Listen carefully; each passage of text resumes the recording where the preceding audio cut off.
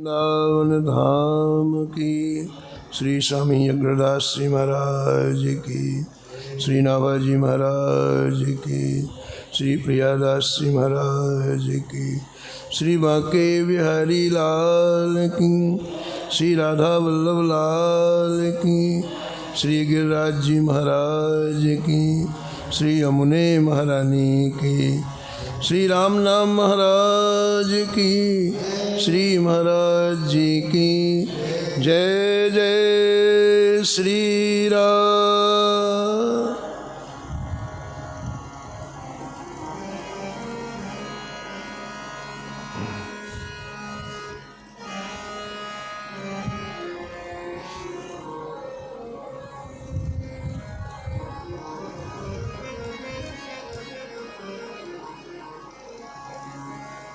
श्री स्वामी चतुरो नगनो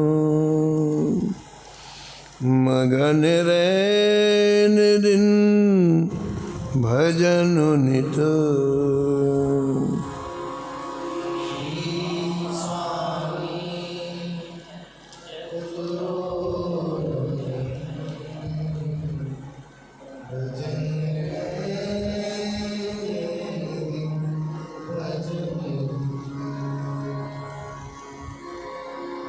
सदा युक्त अनुरक्त भक्त मंडल को पोषत,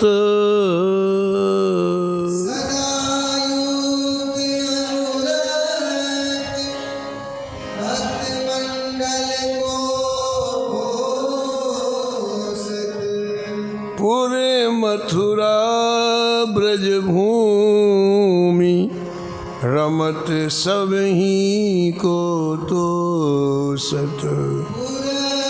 मथुरा ब्रज भूमि रमत सब ही को तो सत। परम धर्म दृढ़ करण देव श्री गुरु आराध्यो,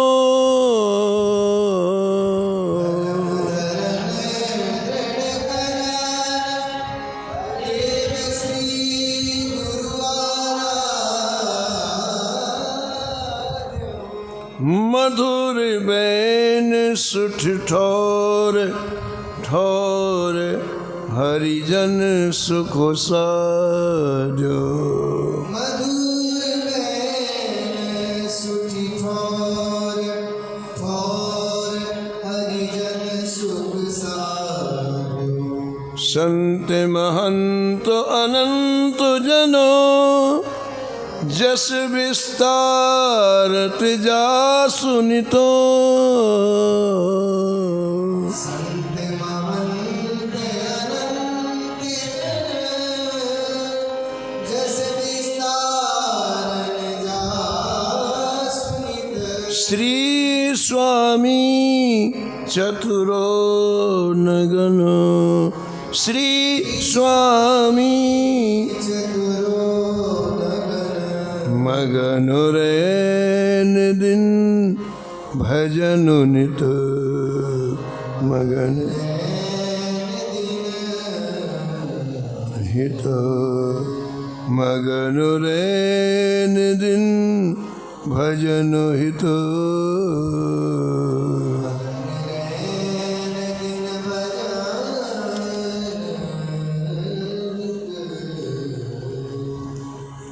प्रातः स्मरणीय परम वंदनीय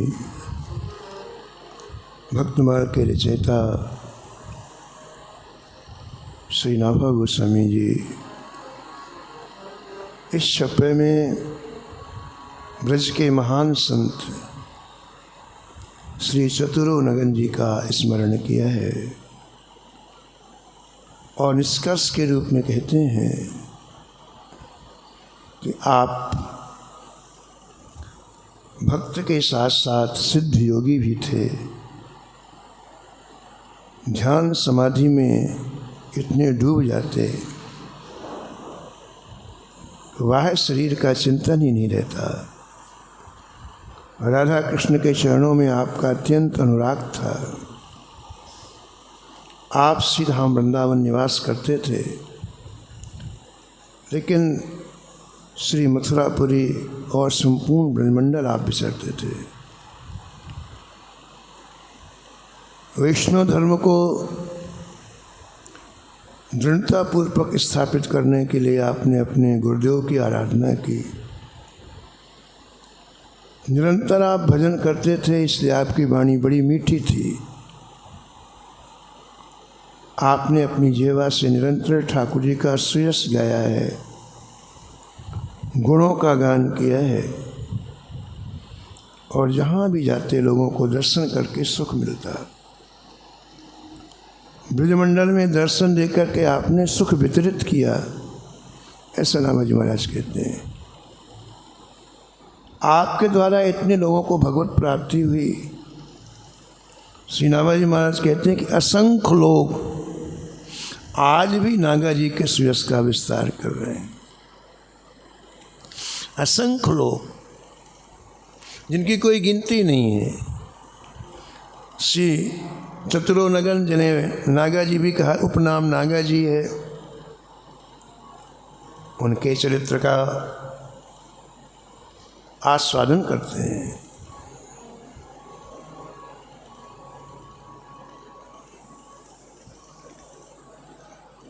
कई बार आप श्रवण कर चुके हैं कि सबसे बड़ा परहित है जीव को ठाकुर जी में लगा देना।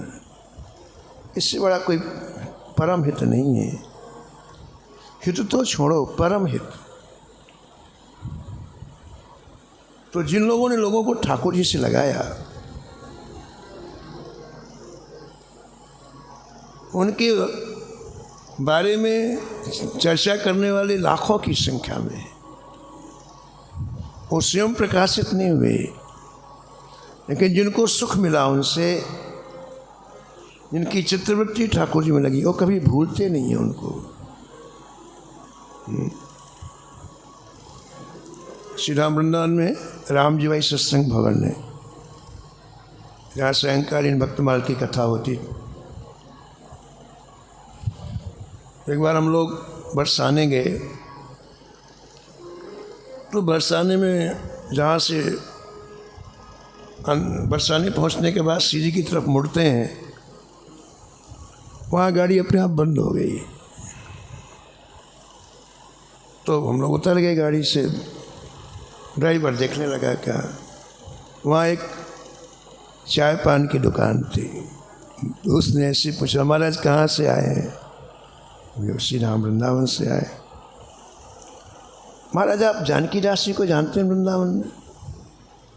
कहाँ, अच्छी तरह से जानते हैं, वहाँ रोज़ कथा करते हैं। उन्होंने जो सत्संग भवन बनाया है। वो ब्रजवासी बोला, महाराज बहुत अच्छे आदमी थे। अच्छा, कैसे अच्छे आदमी थे? बोले महाराज हमारे बरसाने में न जाने कितने लोगों की बेटियों का विवाह उन्होंने कराया, न जाने कितने लोगों, और कभी इस बात को कहीं प्रदर्शित नहीं किया। बोले महाराज ब्रजवासियों की न जाने कितनी बेटियों का विवाह उन्होंने कराया, लेकिन इस बात तो कभी अपने मुख से कहा नहीं। अब देखो कैसे कैसे लोग, आदमी थोड़ा सा करता है, मेरा ये नाम हो जाए, लोग मुझे जाने, क्योंकि उसका जो मुख्य उद्देश्य है वो दूसरा है। लेकिन ऐसे लोग भी हैं महाराज, हैं तुमने बड़े बड़े काम किए लेकिन कोई नहीं जाना। श्री जानकी दास जी ने बरसाने में श्री जी का जो मंदिर है, उसके बाहर जो एक्सटेंशन है, आप लोग जाते हैं, खुला हुआ भाग है, वो काम आपने ही कराया।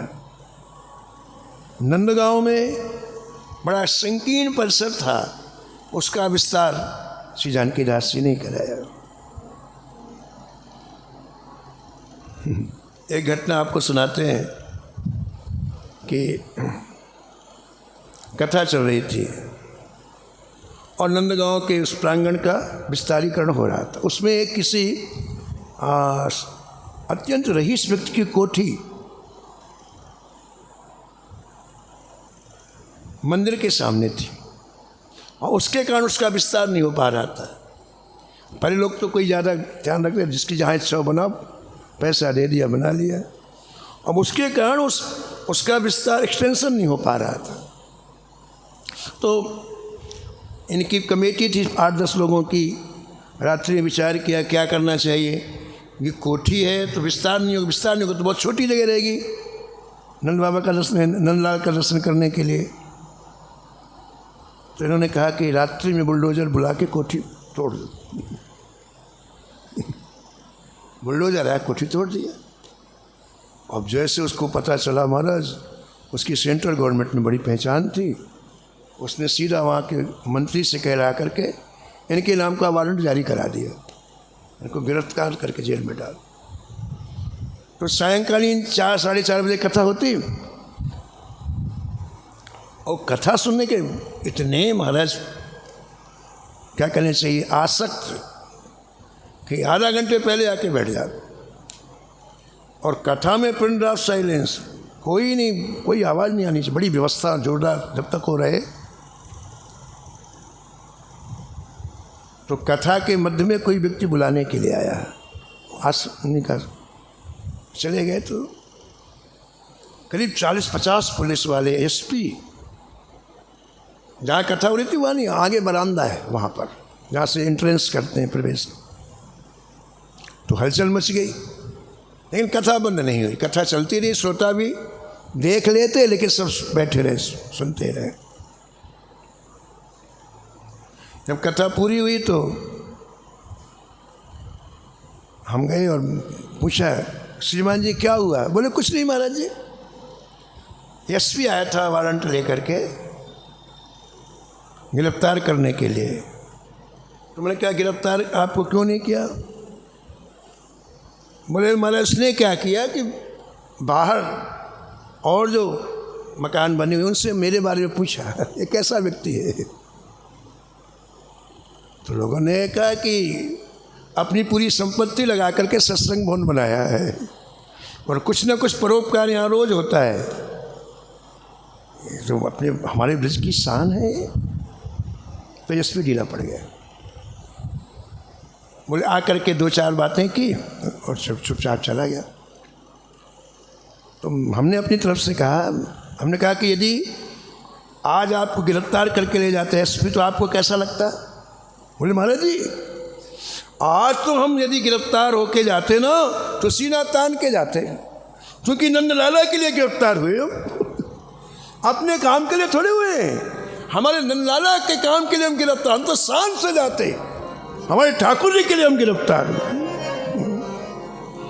ऐसे ऐसे लोग हैं महाराज, जिनको कोई प्रचार प्रसार नहीं है, न वो अपने आप के अभिव्यक्ति, लेकिन अंदर से बड़े बड़े काम किए, परोपकार किए।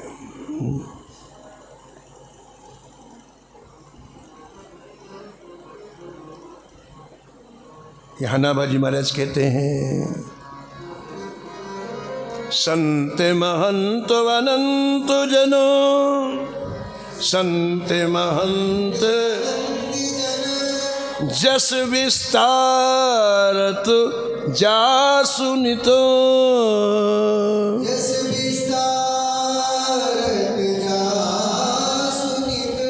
ऐसे लोग अपना कोई प्रचार प्रसार नहीं करते हैं, लेकिन हमारे अनंत जन उनका प्रचार प्रसार, अनंत जिसको लाभ हुआ है वो तो बोलेंगे, वो तो अपने आप को छिपा के रखते। अनंत जन लिखा है।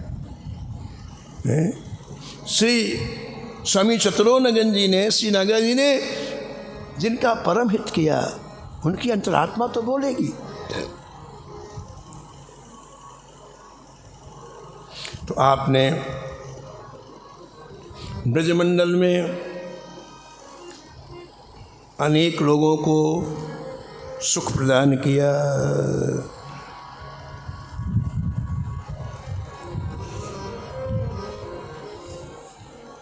श्री निम्बारक संप्रदाय में श्री शंभु राम देवाचार्य जी महाराज के प्रशिष्य श्री परमानंद देवाचार्य एक बार कुरुक्षेत्र, हरियाणा आदि का भ्रमण करते हुए ब्रजमंडल में पधारे।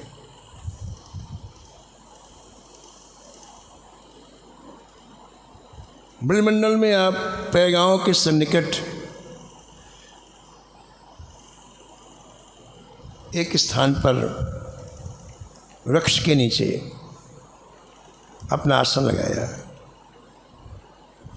उसे आज कदम खंडी कहते हैं। कदम के वृक्षों की अधिकता के कारण उसे कदम खंडी कहते हैं। बड़ा ही दिव्य और दर्शनीय स्थल है। श्री नागा जी का, शत्रुघ्न जी का गांव पैगांव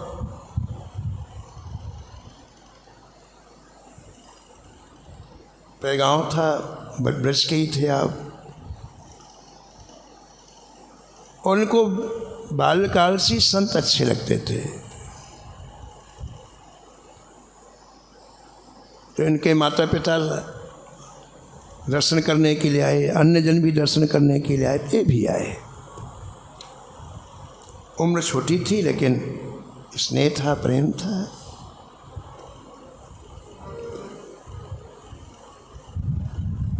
तो आप श्री परमानंद देवाचार्य जी की तरफ टकटकी लगा करके देखते रहते। एक दिन पूछा संत भगवान ने कि बेटा तुम क्या देखते रहते हो? बोले जय जय, मेरी इच्छा होती है मैं भी आपके शरीर के बनूं।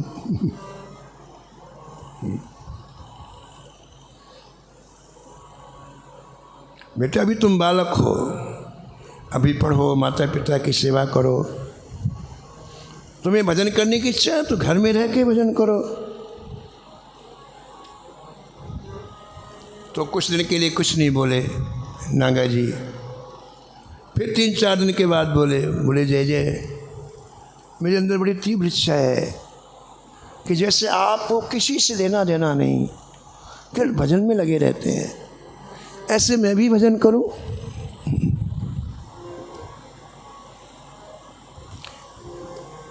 ब्रज में रामदास काठिया बाबा हो गए, बड़े सिद्ध संत। तो जब 5 वर्ष के थे उनकी जन्मभूमि में एक संत आए। पहले हमारे संतों में श्रद्धा बहुत थी लोगों में। कहीं भी गांव के निकट संत आए, पूरा गांव जाता था दर्शन करने के लिए। पूरा गांव अपने बालकों को प्रणाम कराता, और जो उसके पास होता है, कोई ज़रूरी है, जो होता है उस सेवा में लेके जाता। तो छोटे थे रामदास काठिया बाबा, इनके माता पिता ले गए दर्शन कराने के लिए। 5 वर्ष की आयु थे। तो माता पिता ने प्रणाम किया, इनसे प्रणाम कराया, जो कुछ लाए थे चरणों में रखा। बोले कि चलो बेटा, बोले तुम जाओ, मैं बैठूंगा, मुझे अच्छा लग रहा है। उस 5 वर्ष के वाले कहा आप जाओ, मैं बैठूं, मुझे अच्छा लग रहा है। तो माता पिता सोचे चलो 1 घंटे के बाद फिर ले जाएंगे पास में।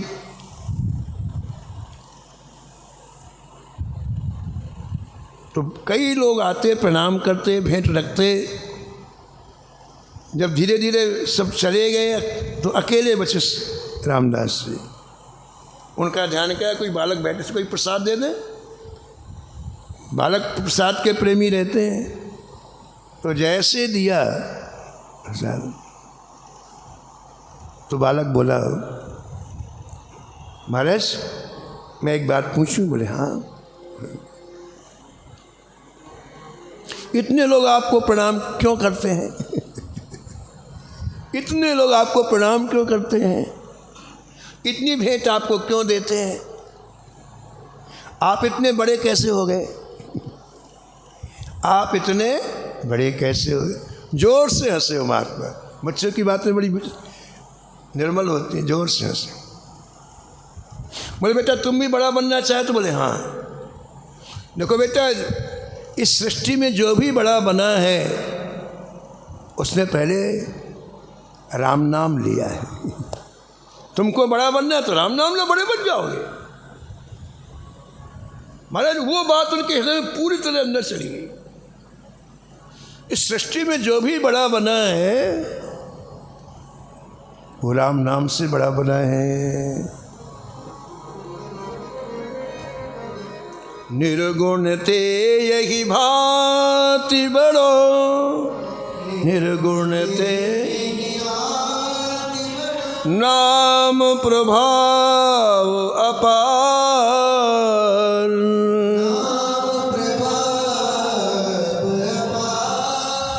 कहूँ नाम बलराम ते, कहूँ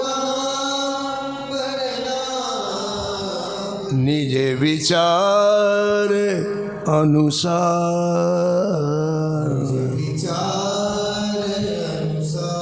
निज विचार अनुसार।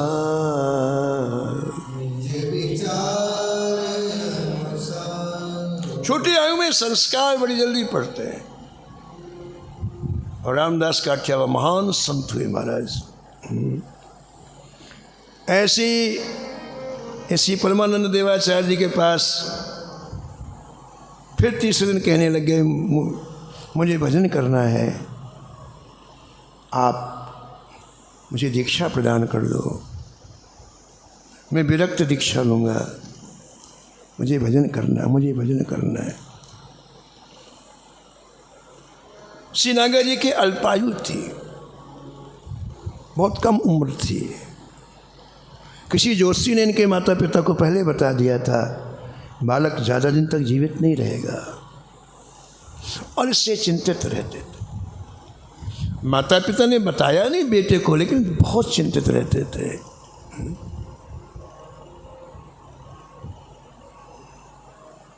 एक दिन पिता के मुख से बात निकल आई, बेटा तुम्हारी उम्र ज़्यादा नहीं है। अच्छा पिताजी।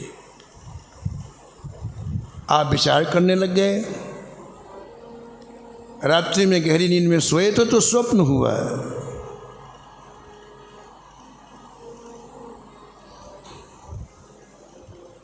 अरे ओ चतुरो नगन, मेरी भक्ति और मेरे भक्तों में सामर्थ्य है कि असंभव को भी संभव कर देते हैं।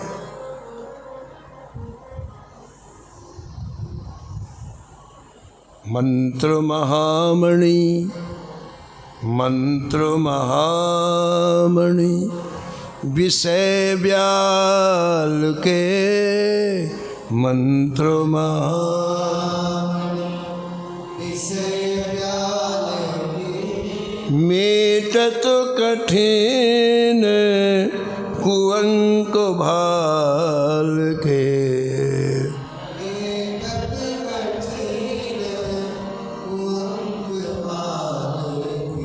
मंत्र महामणि, विषय व्याल के मंत्र महामणि,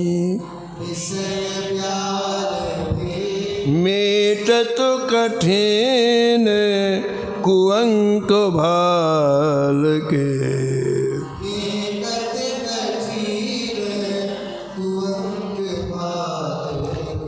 महाराज आकाशवाणी स्वप्न में उन्हें सुनाई पड़ रही है,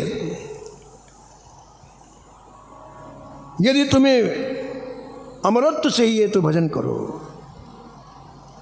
अमर बनना है भजन करो। संसारिक मोह को छोड़कर गुरु की शरण लो। संत के समागम से सौभाग्य भी प्राप्त होता है, और इस समागम बड़े भाग्य से मिलता है। एकाएक आपकी नींद खुल गई। अपने माता पिता के चरणों में प्रणाम करके कहा, माँ अब मैं भजन ही करूँगा।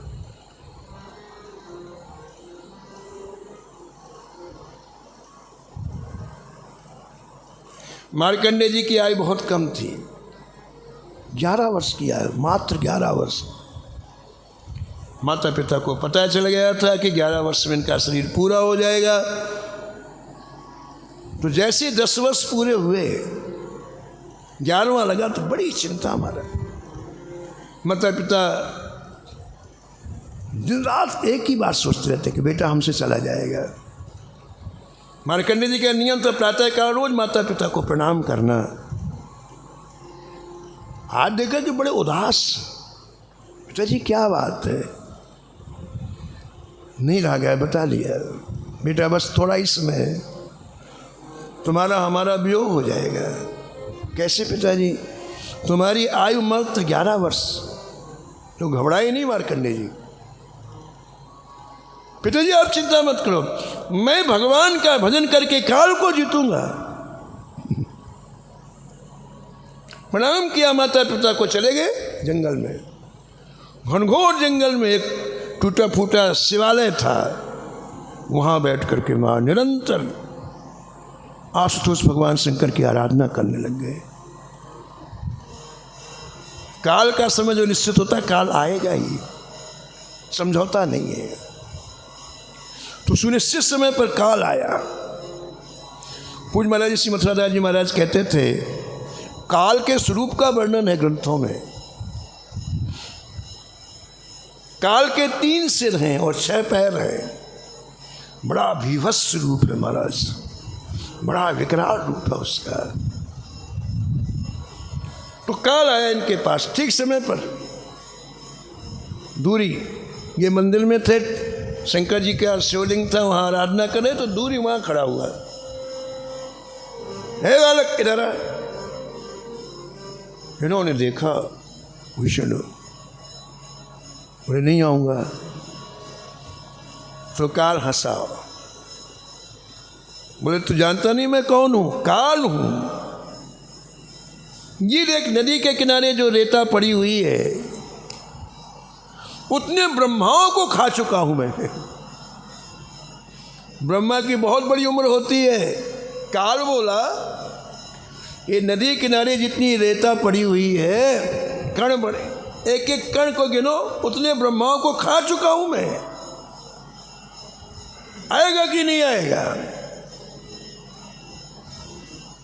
डर के मारे मार्कंडेय जी ने शिवलिंग से लिपट गए ऐसे। तो काल वहां से जैसे दौड़ा, मार्कंडेय जोर से बोले हे नाथ रक्षा करो।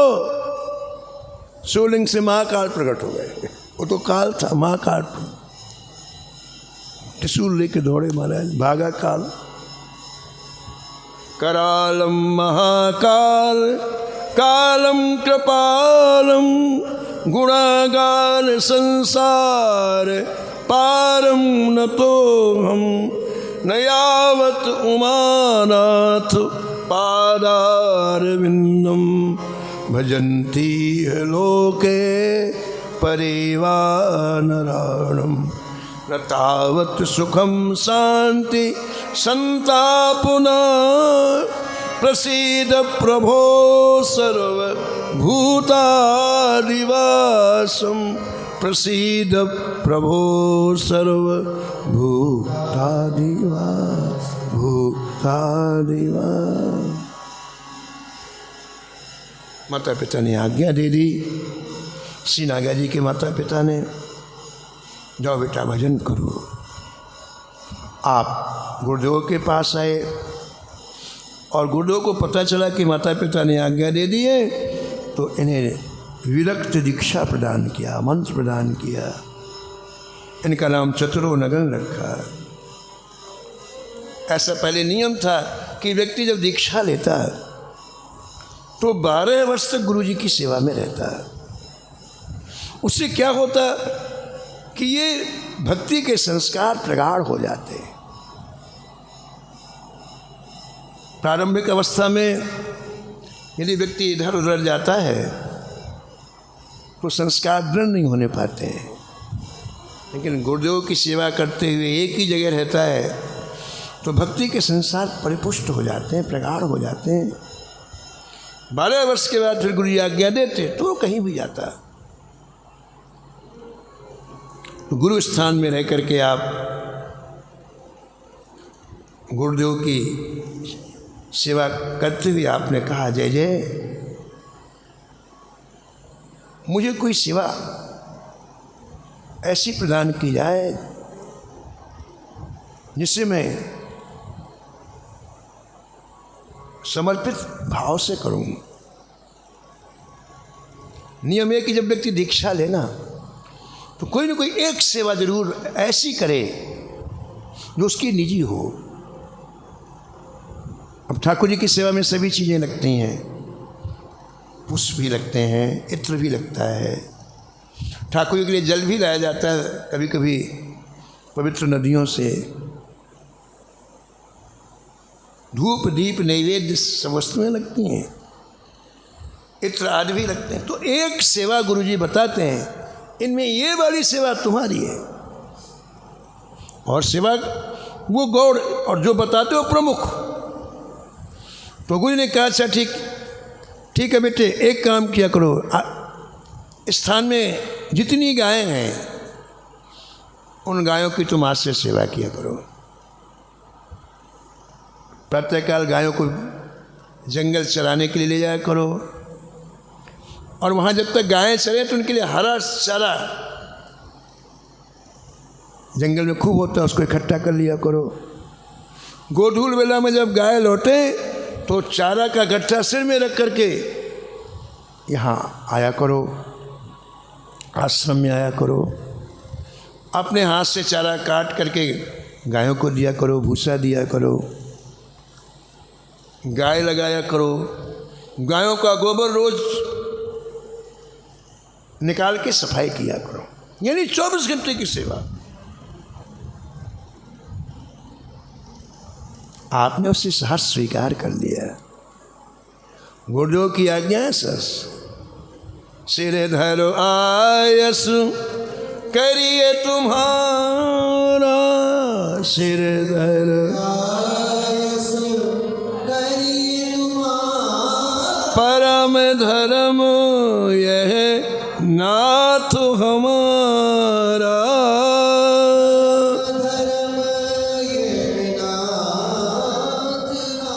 नाथ हमारा, नाथ हमारा, नाथ हमारा, नाथ हमारा।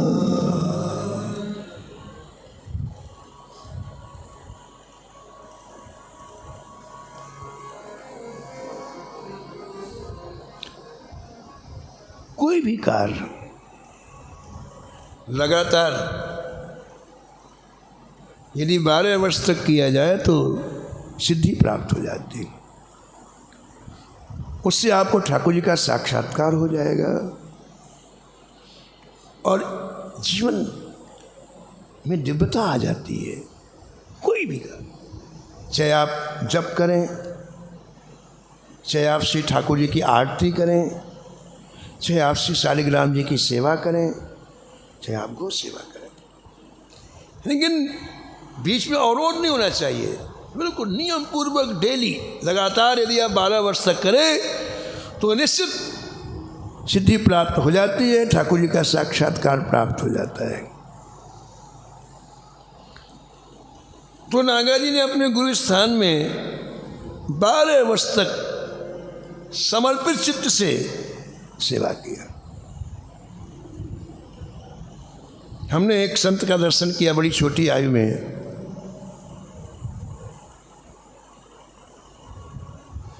श्रीमद् भागवत के प्रकांड विद्वान, उन्हें पूरे 18,000 श्लोक कंठस्थ थे, पूरे कंठस्थ थे महाराज।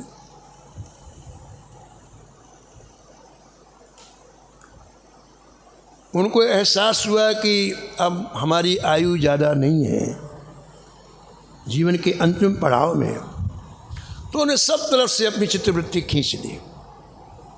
पहले तो भागवत जी पढ़ाते लोगों को और भी जाते कहीं कहीं कथाओं में, प्रवचन में, लेकिन जब उनको ऐसा एहसास हो जाए कि हमारी आयु अब 1 साल शेष बची है, तो सब कार्य बंद कर दिया उन्होंने। सब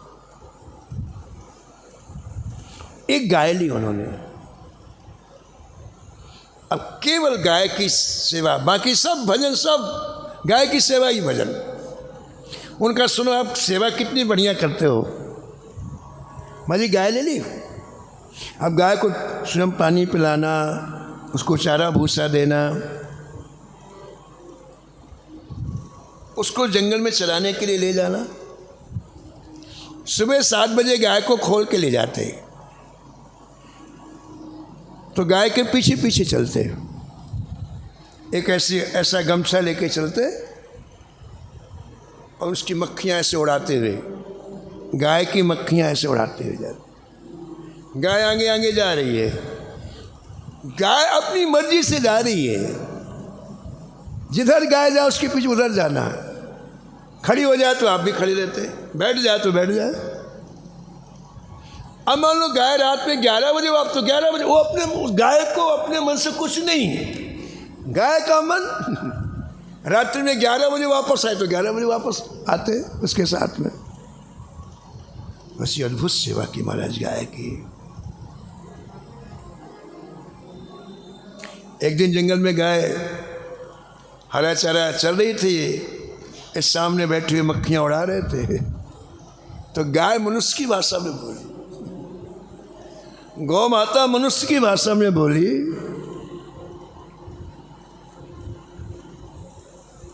बोले वत्स, तुम्हारी आयु के मात्र 9 दिन बचे हुए हैं। क्या बोली? तुम्हारी आयु मात्र 9 दिन शेष है।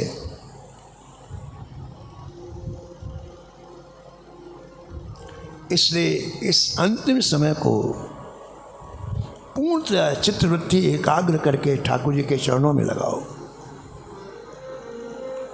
बस मनुष्य की भाषा बोल के गाय चुप हो गई।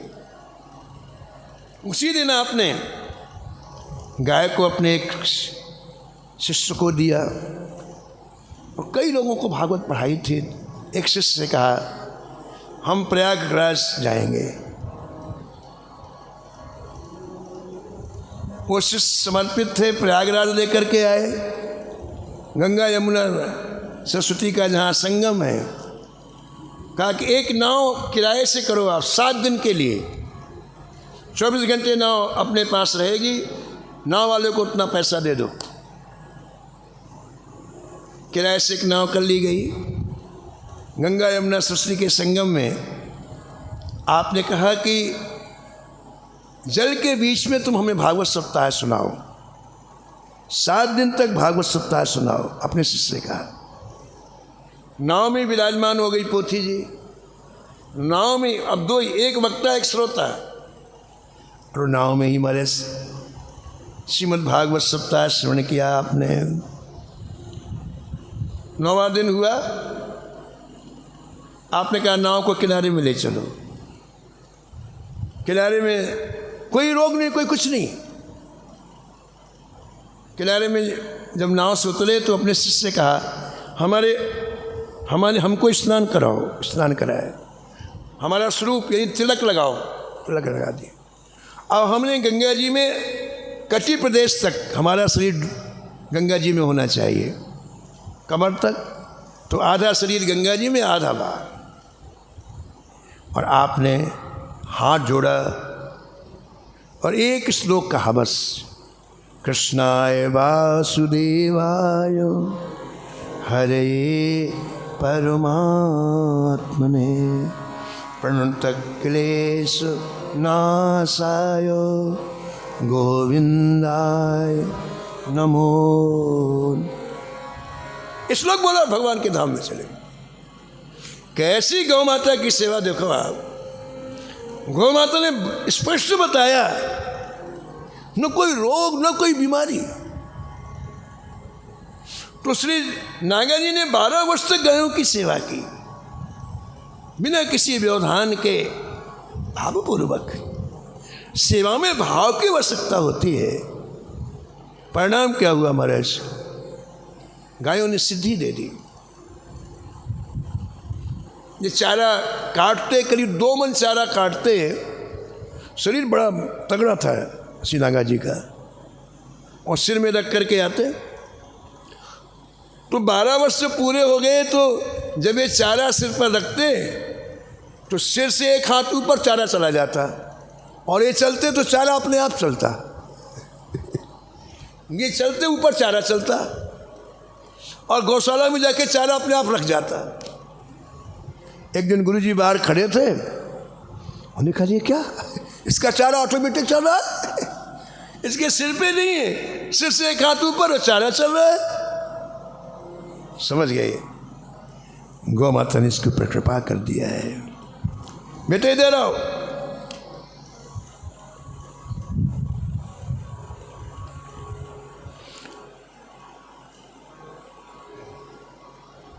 तुम्हें जो सेवा करनी थी तुमने कर लिया, तुम्हें जो दिव्यता प्राप्त हुई है, अब तुम्हें जो भजन का रस प्राप्त हुआ है, अब हमारी इच्छा है कि तुम यहाँ से सीधे ब्रजभूमि जाओ और वहाँ इस रस को बांटो। ब्रजभूमि में जाकर के इस रस को बांटो। और भक्तमाल में मूल छप्पे में ये पंक्ति आई है, बड़ी प्यारी पंक्ति आई है।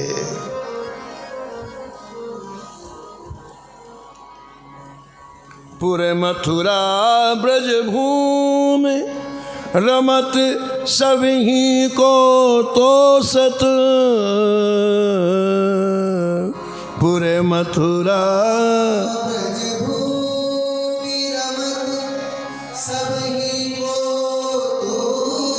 रमत सभी को तो सत, रमत सभी को तो। और गुरुदेव के स्थान से आप दिव्य वृंदावन में आए। माया काल न रहत वृंदावन रसिकन की रजधानी, सदा राज ब्रजराज लाडिलो राधा संतत रानी, मथुरा मंडल देश सुबसगढ़ गोवर्धन सुखदानी, रास भंडार सुभोग रहत यति पावन जमुना पानी, बंसी बट छत्र पुलिन सिंहासन मृदंग अलिपिक बानी, कटकाशिनी टिपारो बांधे मोर सुअंग गठानी, निर्भय राज पंथ चिर बीठन महल निकुंज रवानी, प्रतिहार ब्रजवासी रोकत स्वप्न हूँ न जात अभिमानी, हरवंशी हरिदासी महलिन साधु सनातन जानी, बेग खबर कर व्यास गुदरवी पिछली पहचान। श्री राम वृंदावन में आके अब नागा जी के ऊपर कैसी ठाकुर जी की कृपा होगी, ये बड़ा ही पवित्र प्रसंग है। इसे आप कल श्रवण करेंगे। समय की सीमा में वाणी को यहीं विराम।